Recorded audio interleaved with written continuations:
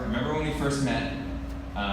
It was at Adam's party, his house, and I remember because I was immediately struck by your presence, by your aura, and when we had a short conversation, by the brilliant words that were coming out of your mouth. So I'm really excited to see you here at this event tonight. Just to give a little blurb about Shauna, she is a professor, author, and internationally recognized expert in mindfulness. With 20 years of meditation experience studying in Thailand, Nepal, and the West, Dr. Shapiro brings an embodied sense of mindfulness to her scientific work. She has published over 150 journal articles and chapters and co-authored the critically acclaimed texts, The Art and Science of Mindfulness, and Mindful Discipline, a loving approach to setting limits and raising an emotionally intelligent child. So please give it up for Shauna Shapiro.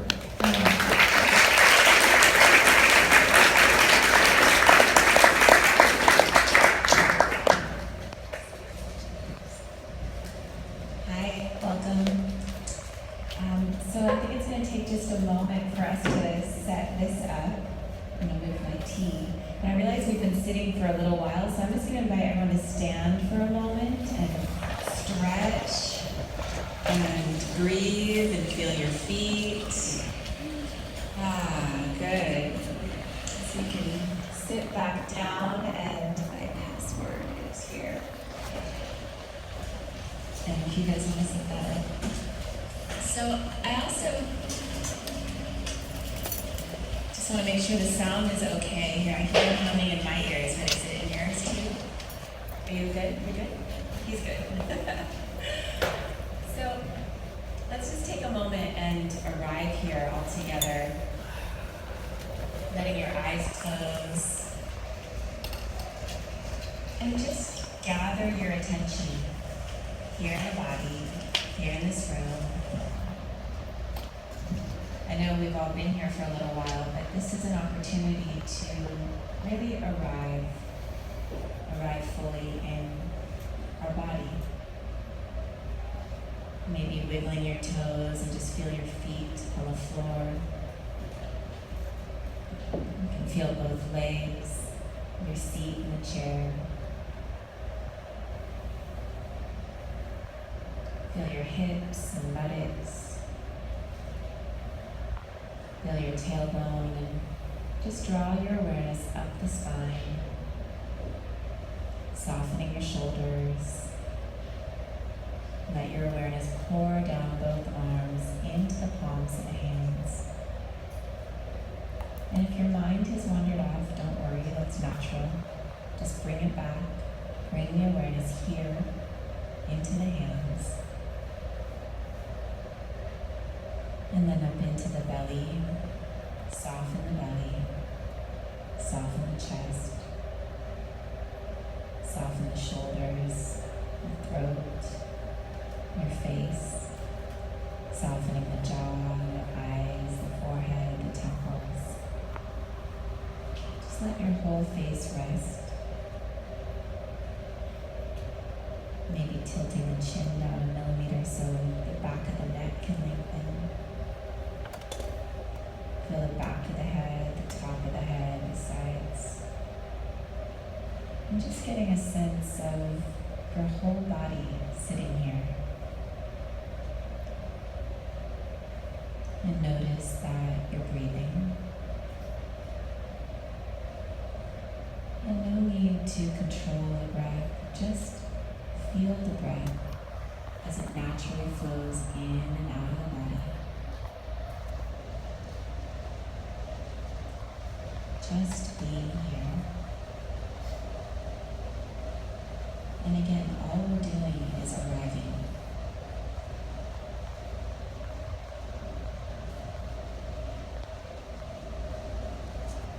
And perhaps inviting in your intention for being here tonight. What is most important? It could be to connect, to learn, to stay open, to stay in touch with your body, whatever it is. Just finding a word or a short phrase that helps you remember why you're here.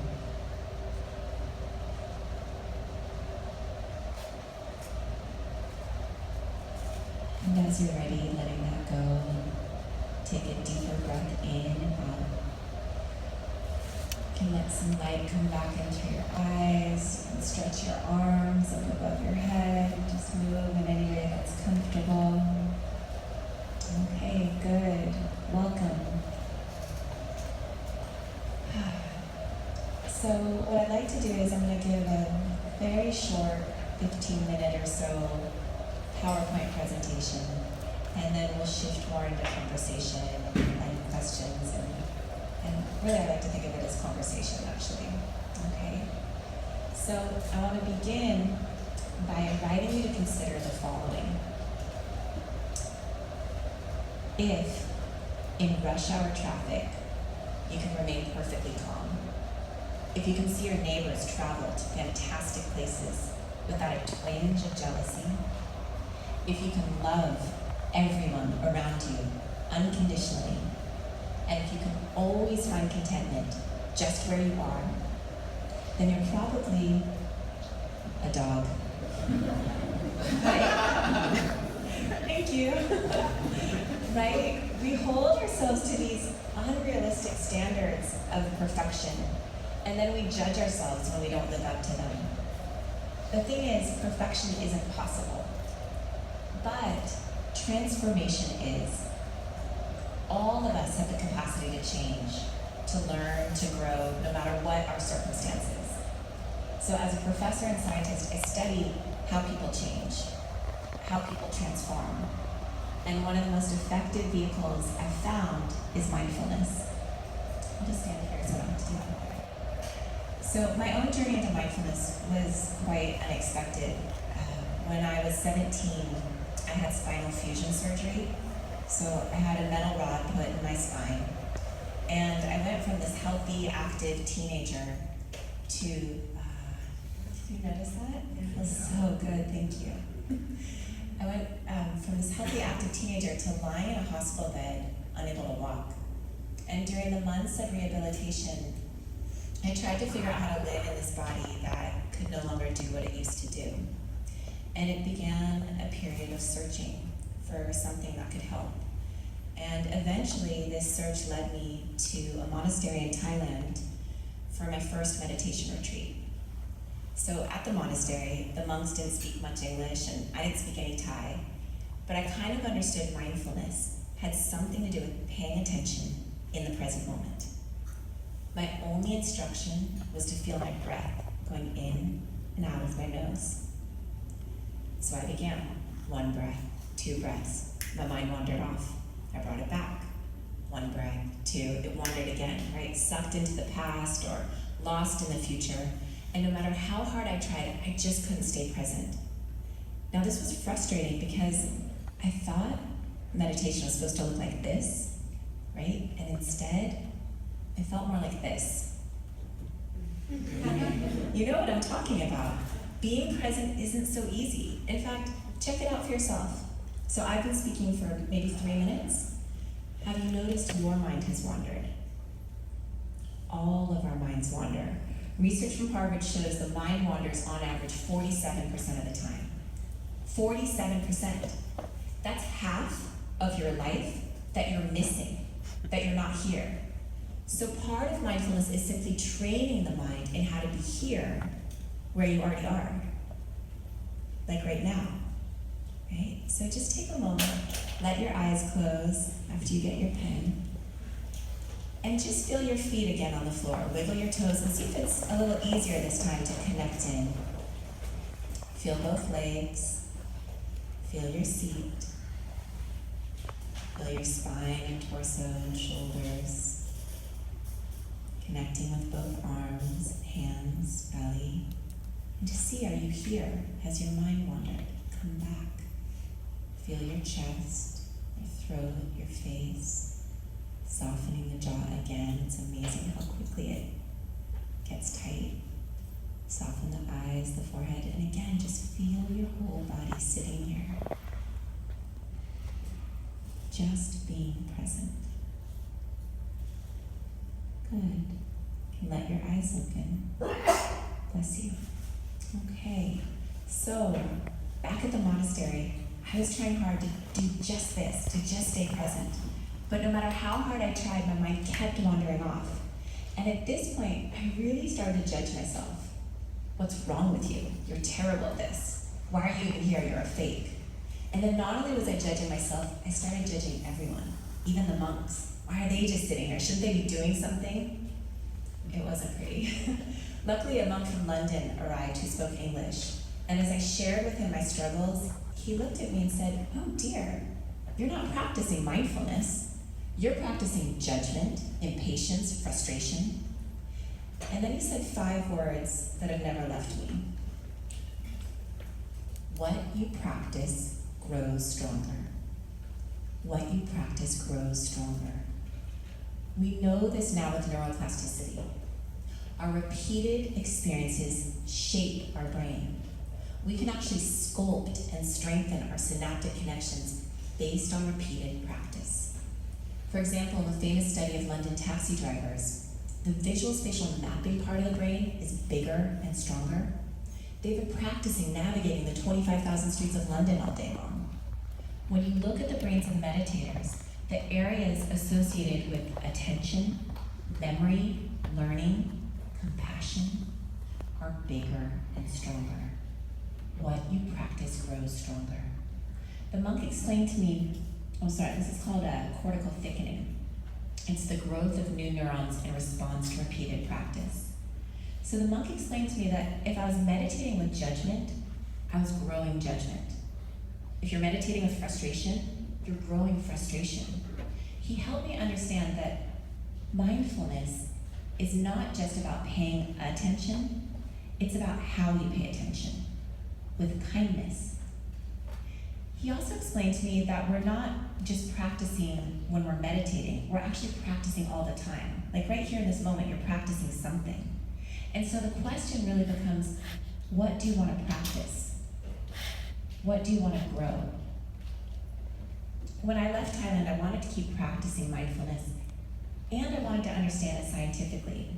So I began a PhD program, eventually became a professor, and I've spent the past 20 years studying the effects of mindfulness across a wide range of populations, including women with breast cancer, patients with insomnia, veterans with PTSD, stressed out college students. And what was interesting is that over and over again, the data showed 2 key things. The first is that mindfulness works. It's good for you. It strengthens our immune functioning, it decreases cortisol, it reduces stress, it helps us sleep better. It's good for you. Our first research we published back in 1998. And since then, there's been thousands of studies showing the beneficial effects of mindfulness. The second thing we learned was quite unexpected. Almost all the people we worked with, regardless of their age, their gender, their background, were talking about the same thing. This ubiquitous sense of, I'm not good enough, I'm not okay, I'm not living this life right, there's something wrong with me. They talked about this tremendous shame and self-judgment. And we all know what they were talking about, right? We've all experienced at one point or another this self-judgment and this shame. And worse, we often mistakenly believe that if we shame ourselves, if we beat ourselves up, we'll somehow improve, we'll change. But shame doesn't work. Shame never works, it can't work. Literally, it can't work because when we feel shame, the centers of the brain that have to do with learning and growth shut down. So this fMRI shows the brain on shame. What did you laugh? You're my laughing guy. I don't know. This shows, thank you. It shows the brain on shame. And basically what happens is when we feel shame, the amygdala triggers a cascade of norepinephrine and cortisol to flood our system, shutting down the learning centers of the brain and shuttling our resources to survival pathways. Shame literally robs the brain of the energy it needs to do the work of changing and growing. And worse, when we feel shame, we want to avoid it. So we hide from the parts of ourselves that most need our attention. It's just too painful to look at them. So what's the alternative? How can we change? How can we grow without this shame or this self-judgment or this striving for perfection.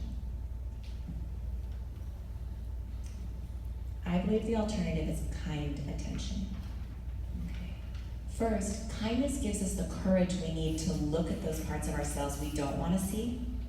And second, kindness bathes our system with dopamine, turning on the learning centers of the brain, giving us the resources we need to change. True and lasting transformation requires kind attention. So, as I thought about this, I remembered the monk's words that mindfulness isn't just about attention, it's about kind attention. So my colleagues and I developed a model of mindfulness that explicitly includes our attitude, our intention, as well as our attention. All three parts working together synergistically. Mindfulness then is intentionally paying attention with kindness. So we use this model while working at a veterans hospital for a group of men with PTSD.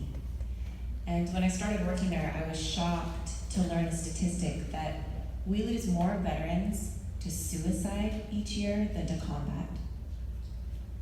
Our soldiers carry so much pain and shame.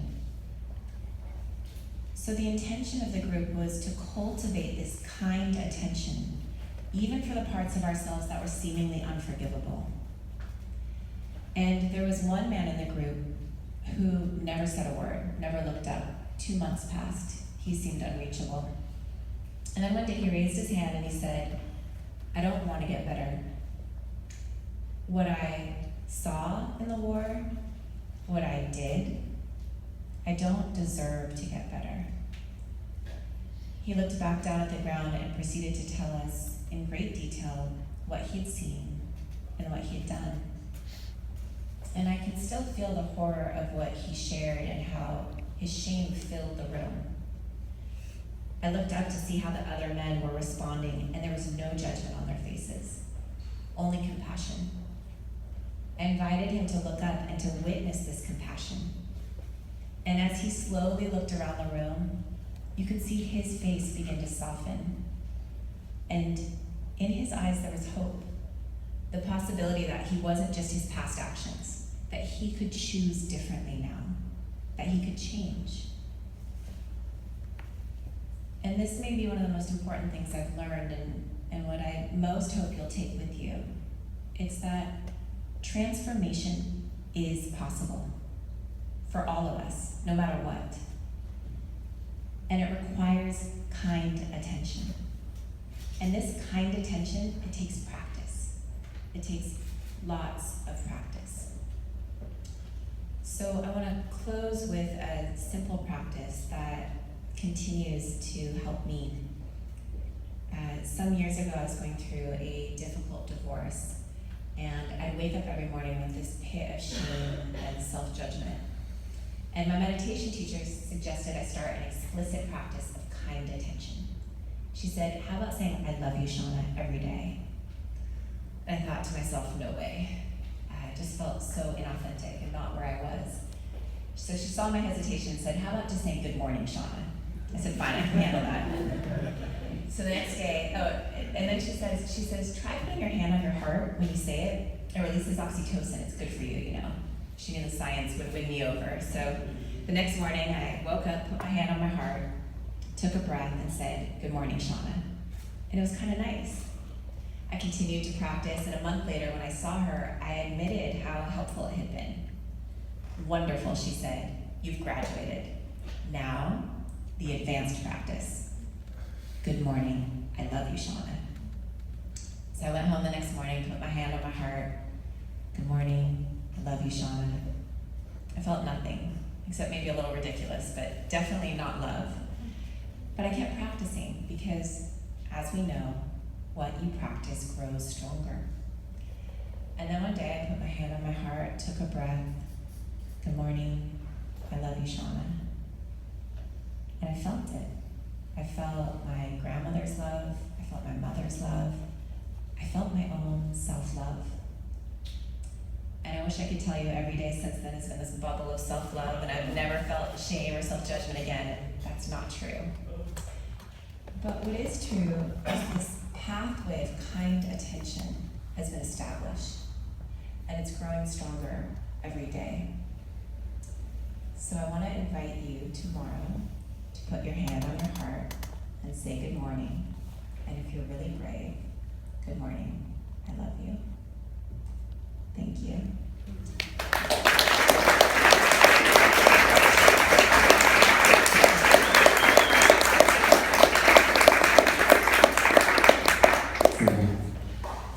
Thank you. You're welcome. That was really inspiring and heartwarming.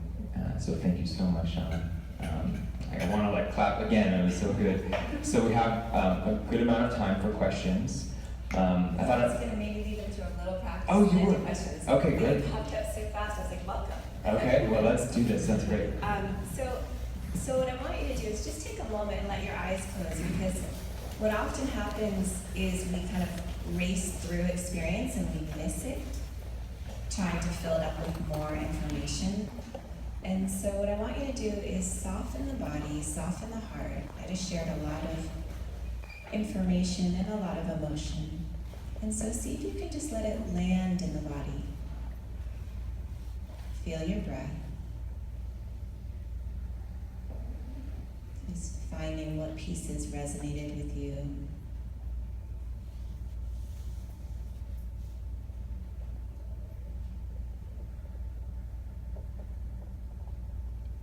Just letting whatever serves you to become part of your chemical soup, part of who you are, as we allow all of this to transform us.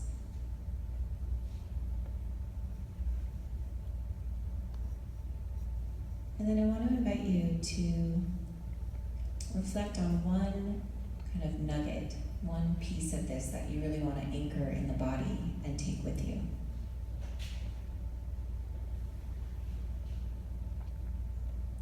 Take just a moment to really feel that in your body. Just choosing one thing feels important. It could be a word or a phrase or an image or something that touched you that you want to take with you.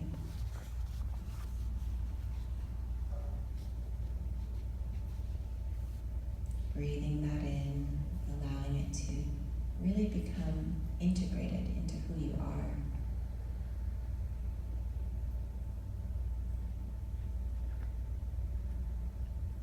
Trusting that the seeds that are planted right now are going to continue to grow and deepen. Bless you. Trusting that we're all going at the right pace, that we're learning in the right way, just creating space.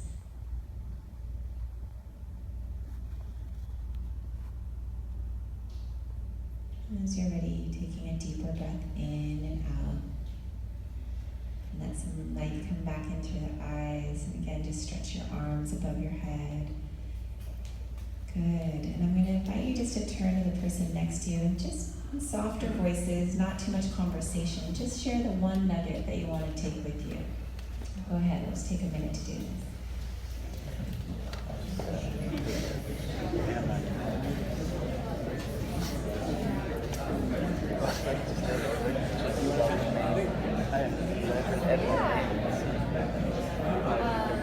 I was just feeling like a place of change in the body.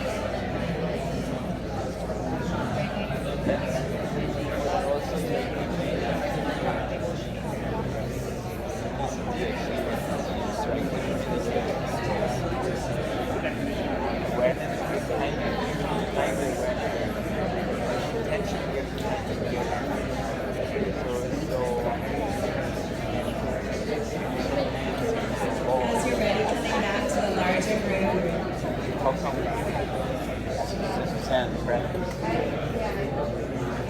Okay, good. So coming back to the larger group. So I'm curious, what did you notice? What are some of your nuggets? If you raise your hand, Mikey will run around, or you can yell it out if you want to do that. We are recording. Oh, you may not yell. For video people. Transformation is possible. Yes, transformation is possible. Kind attention. Beautiful. Restful curiosity. Restful curiosity. I like that. What else? Compassionate circle of men. Compassionate, Circle of men. compassionate circle of men. Great. Good morning, I love you. Yes. Good morning, I love you anytime during the day. Good morning, good afternoon, I love you, good night, I love you. We've got all variations. Yeah. Attitude, intention, attention. Great, yeah. It's the IAA model, the technical name. Love those well-meaning parts of yourself that pull you away from where you want to go. Beautiful, thank you. Yeah, for me, it was that we're always practicing. We're always reinforcing something. Right, Always. right, in every single moment. Every So it's moment. what do you want to practice right now? Yeah. Even if you just made a mistake, okay, here's the next moment. How do you want to handle it? Yes. Yeah, yes. What you practice grows stronger. Yes. Yes. Any others? Wonderful. So we are going to take some questions now. And I know Mikey had one for me that we can start with, and then we'll see where we go. Yeah, just to get things rolling. So, you've been, it feels like walking this beautiful edge between a sort of a deep practitioner and also a scientist exploring these ideas. And I think that in many ways that's a kind of a defining quality of a lot of people in this space, whether they're entrepreneurs or they are engineers or they are designers, that there's some kind of convergence happening where they're maybe just holding a practice also as part of their life, but they may actually be trying to integrate that practice into the expression of what they're doing into the world. And so my question for you is, how does your practice and the wisdom that you've gained from that practice, how does that weave into your role as a scientist? And has it changed the way that you do science? That's such a great question. I think the first response is, how does my practice integrate? My practice keeps me alive, truly. And yes, it definitely informs. It informs all of the questions I ask scientifically. So I think I can't imagine studying mindfulness and meditation without having a meditation practice, right? So part of what I look at is how do we change, and I watch my own mind and I watch where I get stuck and see if it helps, and then I go and kind of look at the science behind it. So with shame, that came completely out of my personal experience. It wasn't like there was some book that I read that said, this is how we change. It was in my own practice, watching how I would criticize myself and beat myself up. And I remember there was a moment where one of my teachers said, watch the tone of your voice when your mind wanders. How do you bring yourself back? And I realized I was like, damn it, Shauna, why you've been doing this for 10 years, why can't you do it? And that was a pivotal shift for me. It's not just about paying attention or doing it right, it's how we relate to ourselves, kind of like what you said. And then looking at, well, what leads to change, and then going and looking at the science of it as well. So it's, they both inform each other. And I have to say the science also really serves, because a lot of times I start having doubts, and I'll be sitting and I'll be like, why am I doing this? And I should be doing something else. And I'm like, oh, I'm improving my immune system right now, and I'm lengthening my telomeres, and I'm gonna sleep better. And and when I'm working with patients, I remind them of the science, and it not just makes me credible, which is nice, but it creates safety for them. So I feel really grateful to be weaving these spirituality or mindfulness or consciousness with science. Yeah, thank you. Thanks, Shauna. Okay. Yes. You mentioned that touching the heart releases oxytocin. So it's just the act of touching the heart. Just touching your heart, which I'm having trouble with my speaker underneath here, so I don't know if I'm messing you up every time I do it. But yes, just touching your heart releases oxytocin. Yeah. And I mean, so there's getting massage and having sex and nursing and lots of different things, but it's a simple one, and you probably won't be nursing anytime soon. So. Would you mind giving some other examples, like you just quickly did there? You mentioned also for dopamine that the kind attention releases dopamine, the touching the heart, I suppose holding puppies. Absolutely. Could you maybe give a few more of the physical things that create these positive? Well, so smiling is a good one. Gratitude is another wonderful thing that releases any positive emotion, releases dopamine. So, and what's interesting is when we experience positive emotions, we kind of like, we just zip through them. You know, when something negative happens, we're like stuck in it and we're trying to figure it out. And evolutionarily, that made sense. But at this point, what we're learning how to do is how do we actually take in a positive experience and let it nourish us and let it become part of our chemical soup. And Rick Hansen, he's a wonderful neuroscientist, he writes a lot about that in Hardwiring Happiness. So I highly recommend that book, and it's all about how do we integrate this and how do we, you know, it's a consciousness hacking. Yeah, great, thank you. Yes? Thank you. Talking about the science, there seems to be also a little bit of research being done about potential adverse effects, and I feel like we don't talk about them enough, especially extended practice going on Vipassana retreats. There's a little bit of research indicating that people have some adverse reactions, sometimes severe. I've seen people have to leave meditation retreats.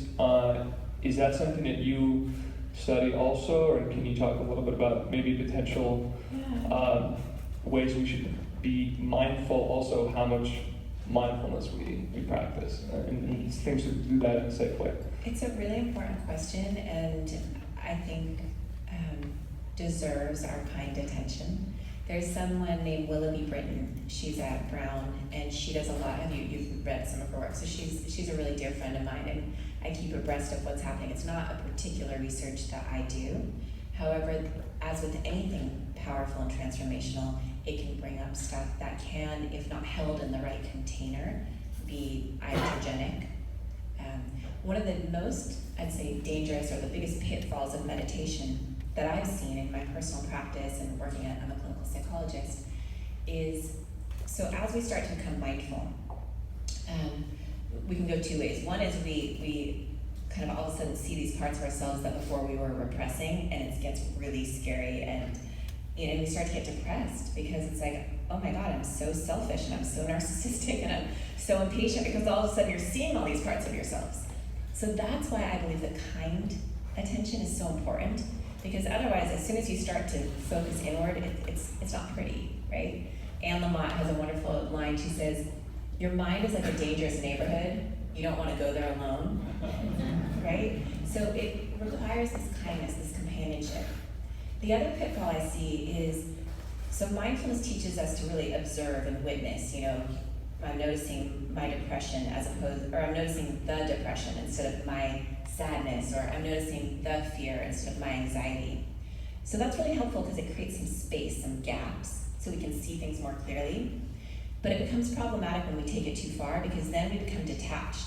And we're like, oh, whatever, you know, there's a suicidal thought, or oh, it's just a thought. So you can see where we start to lose intimacy with other people. It's like, oh, I don't need them because everything's impermanent, we're all gonna rise and pass away. And so, right, so you get this. And so where I believe is, I really think meditation and mindfulness have to do with cultivating greater intimacy. And it gives us the capacity to deal with the tenderness that is required to be intimate, the vulnerability and authenticity that's required. So again, there's pitfalls along the way all the time, and it's such a nuanced, delicate practice. It requires a lot of care, and I think a lot of mentorship and teaching. I'm so grateful for all of the extraordinary teachers I've had. Yeah, thank you for that question. It's helpful. Hi. Hi. Sort of similar question about the science of all this. I'm not a scientist. I'm interested in following it. Where are the best places to go and kind of follow this sort of science for someone who isn't? Definitely my book. No, I'm just kidding. Just have access to all the journals and all that. Yeah, so there's so much published online right now. Whatever you wanted to look up, if you want to see like how does mindfulness affect the brain, or how does it affect insomnia, or how does it affect marriage or sex, or whatever it is, you can probably Google search it. I was kind of kidding, but we do have a textbook coming out. Our earlier one was published in 2009, but I have a new book, The Art and Science of Mindfulness, coming out in January of 2017. That summarizes all of the literature, but it's honestly a little boring. So if it were me, I would go online and just find like the kind of cool, interesting, snapshots of it. Yeah. I had to read the proofs recently, and I was like falling asleep. I was like, oh my god, I can't believe I wrote this in such a boring way. I was like, so, I just finally wrote them. I'm like, I think it's all good. Just publish it. Yeah. Yes. Okay. I'm sorry. Yes. And Sorry, then yes. got the microphone. Yeah, you got the mic. So I have two questions for you. So, so the basic concept of like fake it till you make it, is that true? And is that in a sense that that's what you're doing, saying these things to you, eventually it will come up? And So then let's take this question first, it's so Sure. important, then we'll go to the second one, don't forget it. Fake it till you make it. So again, with everything it seems in mindfulness, there's a paradox, right? So on the one hand, we're really intending to be authentic and to welcome all of our experience, even the yucky, difficult, impatient, frustrated, angry, petty ones, right? So that's not really in alignment with fake it till you make it, because that's like be with what's true. However, you don't want to indulge in those things and carve out those pathways. And so what I've come to, and I'm not sure this is right, but what I've come to is it's a different pathway when I'm feeling depressed than when I'm holding my depression with kindness. And it's a different pathway. And so I'm not faking anything, but I'm bringing kindness to my experience, and it's changing it. And so that's one part of the answer. The second part is I do believe in practice. It's like you're lifting weights. And if I want to grow this muscle, even though I don't feel like it, I'm going to have to lift some weights. And so sometimes I will sit and do practices. Maybe I don't feel very grateful. I'll sit down and write down everything I'm grateful for, and by the end, I do feel grateful. And so, I don't know if it's faking it, but it's inclining the mind and the heart in the direction you want to go. Because we usually, end up going where we're headed. Right? I think Yogi Berra said something like that. Yeah. What's the second one? Oh, we lost the mic. Sorry. Okay. No, my quick question I'll repeat it. is about people having big transformative changes. just wondering, like, you've dealt with people that have PTSD and so on. So how often is a big change? Does that happen frequently? And then also, does a channel sort of open for those people, which is always accessible? Or do you, or is there chances that you go back to that? Just kind of wondering your Great experience. question. Thank you. So the first answer would be big transformation is possible in any moment. In any moment. Like right now, you could have one, right? There's infinite possibilities in the present moment when we stay open. Usually we're on such automatic pilot and we have our belief systems and they're so set that it's challenging for people to wake up and change. And yet it can happen in any moment. When you have big transformational experiences, do you then go back to your kind of being asleep? Absolutely. And then you open up again. And so it's really a process and a path. Ram Dass has that wonderful quote. You fall off the path 1,000 times, the trick is to get back on 1,001. And so what I've come to is, even the whole idea of enlightenment as like some end stage doesn't make sense anymore. It's moments, it's moments and moments. And some moments I'm free, and some moments I'm not. And so what I practice is kind of noticing moments of freedom and noticing moments of contraction. And just every moment's a new moment. Yeah, thank you. Yes. Hi. Yes, thank you for the great talk. So I encountered the idea of mindfulness and meditation a couple of years ago and read a few books, and I'm definitely, a subscriber of the benefits. However, I've found it difficult to actually make it a practice. So maybe you can share some insights from your studies and your personal experience. You know, after your 1 week in Thailand, what happened? Did you stumble? How did you develop the long-term practice that led to where you are now? Yeah, wonderful question. There's lots of different ways. I ended up spending 3 months in Thailand. So for me, it was full on in.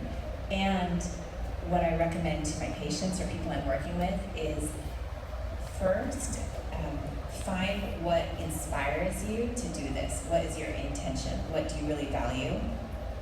Second is make a commitment to yourself that you can actually do. So even if it's 5 minutes a week, commit to that and then do it for a while. 5 minutes a week is probably, you're not gonna see a ton of change right away, but even if it's just, sometimes I say to people, just every day when you wake up, sit on your cushion for a minute or 2 minutes. And when you wanna get up, but make a commitment to yourself. Know that you're taking care of yourself. And then third is be compassionate, right? When you beat yourself up, it's not gonna work anyway. If it worked, I'd probably say go ahead and try beating yourself up, but it just doesn't work. So find your values, your intention, and then make a commitment to a practice, and then stay compassionate. Yeah, and then I think the more you can do it like with people and community, the more that you can find teachers. If you go to my website, I have free meditations that you can follow. Just getting support. We're not supposed to do this alone.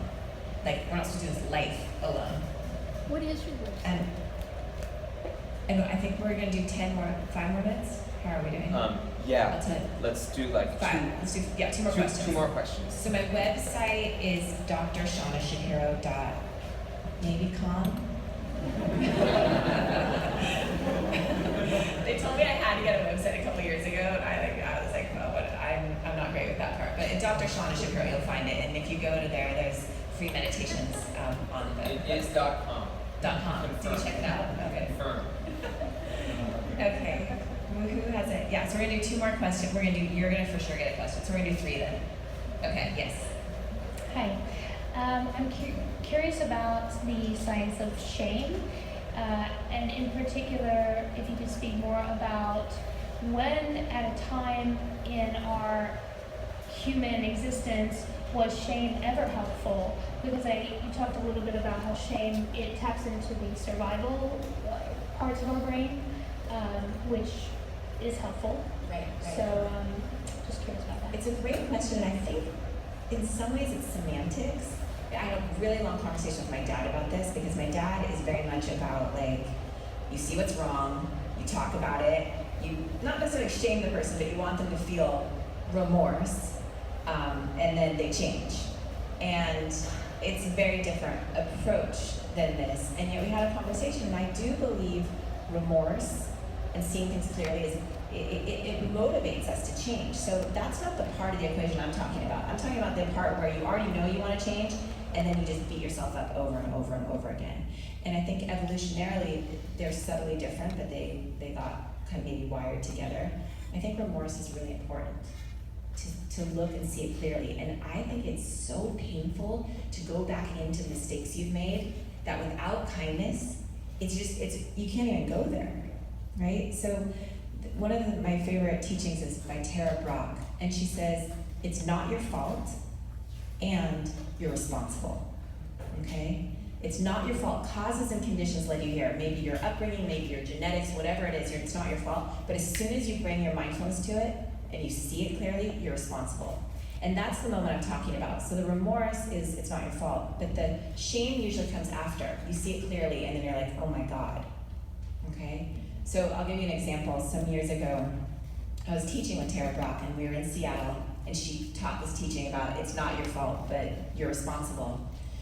And I loved it. And I came home, and my son had been away, and he was not happy with me, and so I cooked his favorite dinner of spaghetti and pasta, and we sit down at the table, and he takes a bite, and he's like, gross. And he like throws his fork down.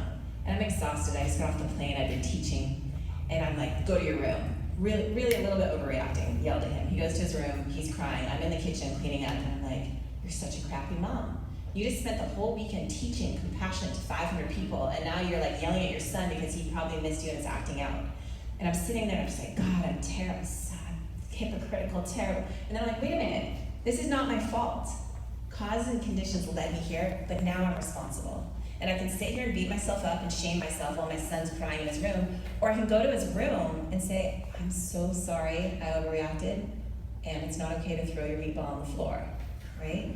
So it's not your fault, it's not okay, and you're responsible. Yeah, great, thank you for that. I don't know how much, yes. Here, I have a question on how you draw the line of where science is, because I can imagine in this field it's pretty edge, and there can be lots of theories. For example, unproven like quantum science, or even like theories of law of attraction, or those kind of things. I wonder if you thought of this, or what you think of this, or if this line changes in the field of mindfulness. Yeah, well, what's interesting is mindfulness as a field is not fringe.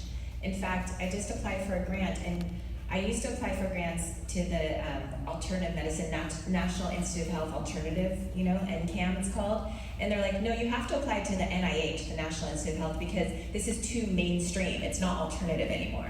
Okay, so mindfulness is an alternative. Now, what you're talking about with the quantum physics, the law of attraction, that's not exactly my field. And what I would say is, if we bring rigorous science to it, objectivity and clarity, I think we can explore these things. And there may be some things that are in the great mystery, and I'm open to those as well. Yeah, great.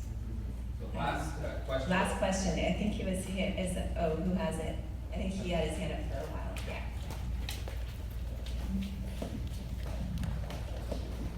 Thanks again. Hi, Shauna. I'm sure you're familiar with the recent meta-analysis of something like 18,000 studies on meditation and mindfulness. And they found it worked, but it wasn't any more effective than exercise or progressive muscle relaxation or cognitive behavioral therapy. So is it maybe overrated? We can't end with this question. So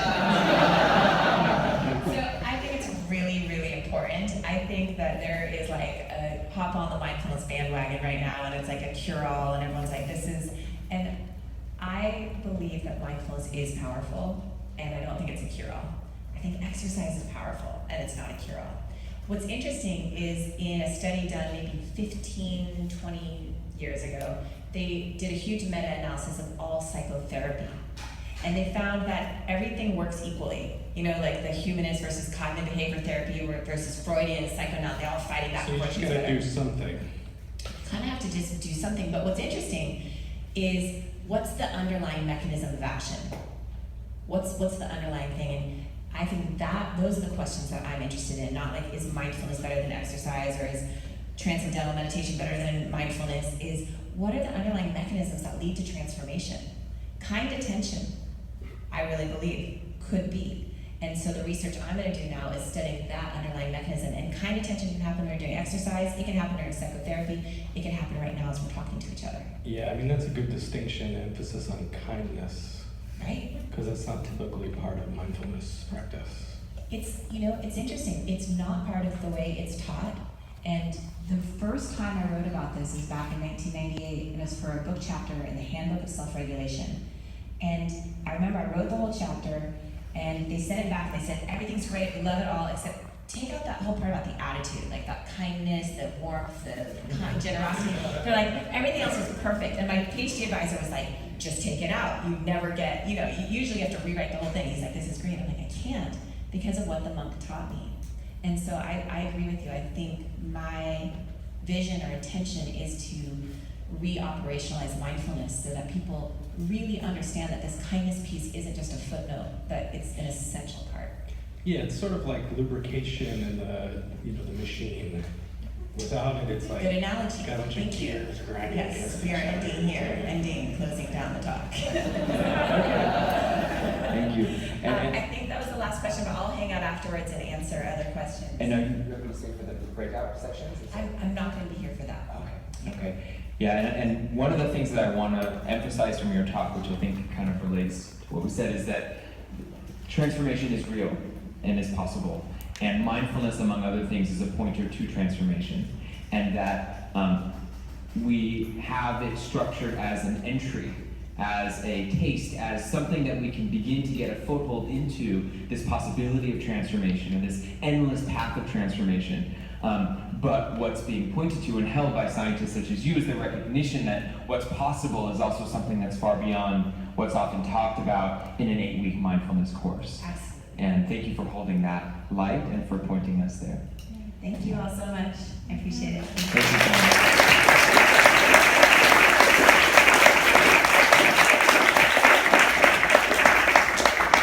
So